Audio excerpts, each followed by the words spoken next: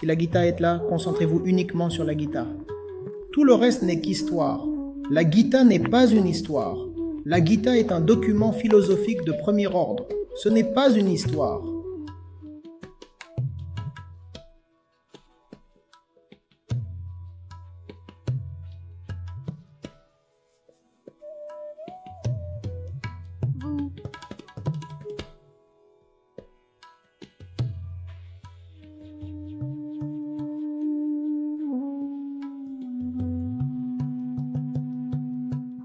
Pranamacharya ji, je voulais demander comment nous gérons la solitude dans la poursuite d'un objectif très personnel.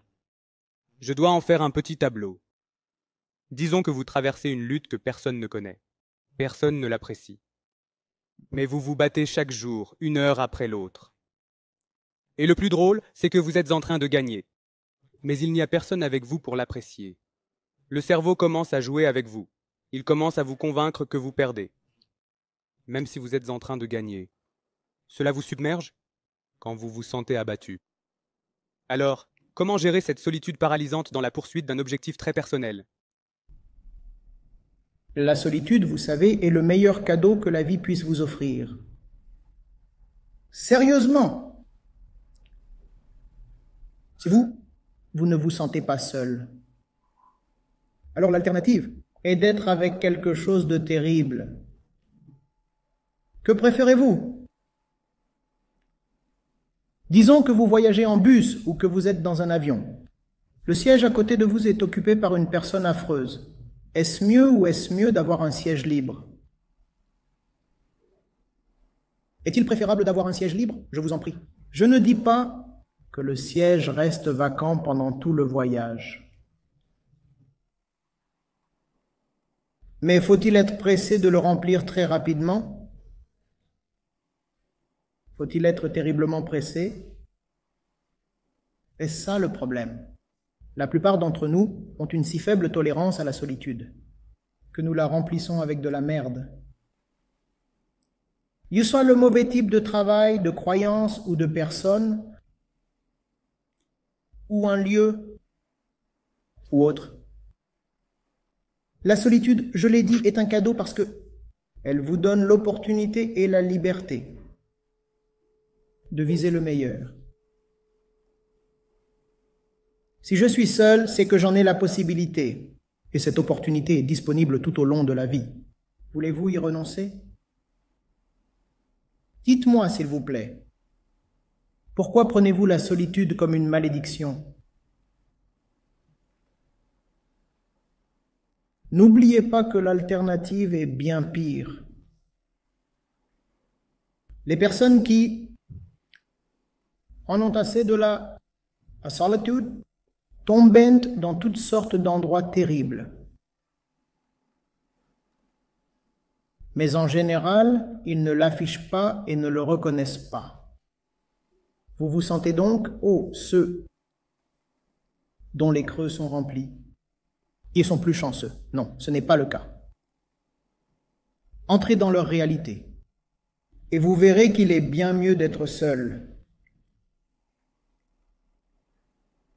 Et je le répète, je ne prône pas la solitude obligatoire. Je vous demande simplement d'être prudent.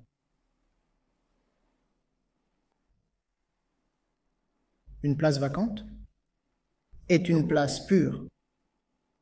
Aucune absurdité ne la remplit. Comment voulez-vous être? Vous avez des chambres individuelles ou des chambres doubles? Double occupation, que préférez-vous? Une chambre individuelle ou une colocataire qui est querelleur, stupide, agressif et névrosé? C'est ce que vous voyez. Et maintenant, pour mettre les choses en perspective, que pensez-vous de la majeure partie de la population mondiale? Sont-ils sages ou névrosés? Des névrosés. Vous comprenez maintenant ce que je veux dire? Juste en se basant sur les probabilités. Les chances sont: La grande chance est que si vous avez quelqu'un comme votre, vous savez, colocataire ou partenaire ou autre, cette personne apparaîtrait comme névrosée. À quoi cela servirait-il? Il vaut mieux profiter de votre solitude, qui vous offre de nombreuses opportunités. Vous pouvez expérimenter. Vous pouvez faire ceci, vous pouvez faire cela.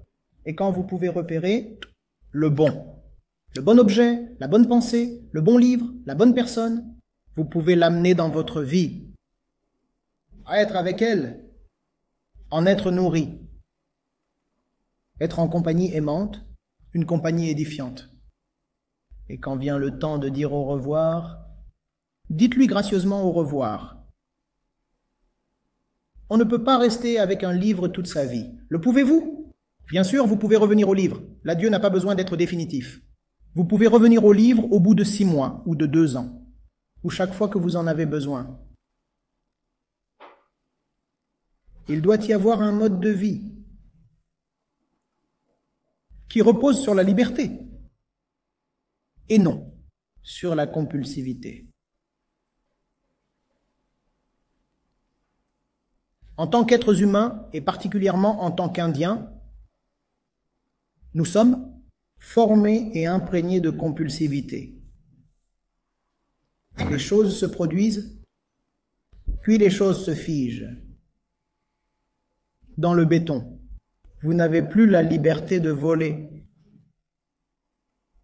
Et c'est du gâchis de vie.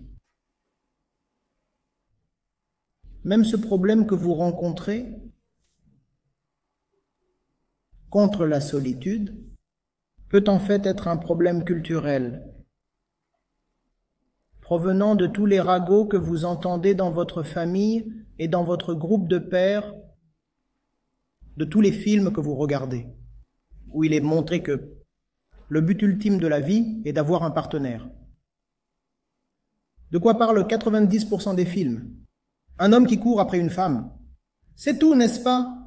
Peut-être que 90% est sous-estimé, plus que ça, n'est-ce pas? Alors, qu'est-ce qu'il vous enseigne en ce qui concerne la solitude? Remplissez-la, remplissez-la, remplissez-la, et remplissez-le avec un jeune de l'autre sexe. Tout d'abord, il ne faut pas de déchirer l'empressement à le remplir. Deuxièmement, il n'est pas nécessaire de le remplir avec une personne. Même s'il faut le remplir avec une personne, pourquoi faut-il que ce soit une personne en chair et en os? Je ne parle pas de fantômes, je parle de livres. Qu'est-ce qu'un livre? Il représente le meilleur qu'une grande personne a à offrir. Disons qu'une grande personne a vécu pendant 70 ans. Il s'est passé tant de choses dans sa vie. Une partie de ces événements serait grandiose, une autre partie serait très ordinaire. Que représente le livre? Le livre est une collection sélective de tout ce qu'il y a de formidable dans la vie d'un grand homme. Pourquoi ne pas vivre avec ce livre? Il vous remonterait le moral. C'est ce qui rendrait la vie vivante. Pourquoi ne pas faire d'un grand dessein votre compagnon? Pourquoi ne pas vivre pour une mission merveilleuse? Pourquoi cela ne pourrait-il pas combler votre solitude? Je vous le demande, s'il vous plaît. Pourquoi faut-il que ce soit un homme, une femme ou quelque chose comme ça? Pourquoi devez-vous appartenir à une foule? Ce ne sont que des questions. Laissez-les vous accompagner. La solitude n'est-elle pas différente du fait d'être seul? Parlez-vous donc de la solitude? Ram Krishnamurti, vous venez de là. Oui, évidemment. Mais avant d'entrer dans cette discussion académique, qu'est-ce que la solitude? L'esprit est seul. Qu'est-ce que la solitude? Le vrai moi, l'atma, est seul. Les gens de votre âge, il est plus important d'expliquer concrètement que la solitude n'est pas une malédiction, que notre culture la dépeint comme une malédiction. La solitude peut même être une bénédiction, si vous mettez vos préjugés de côté.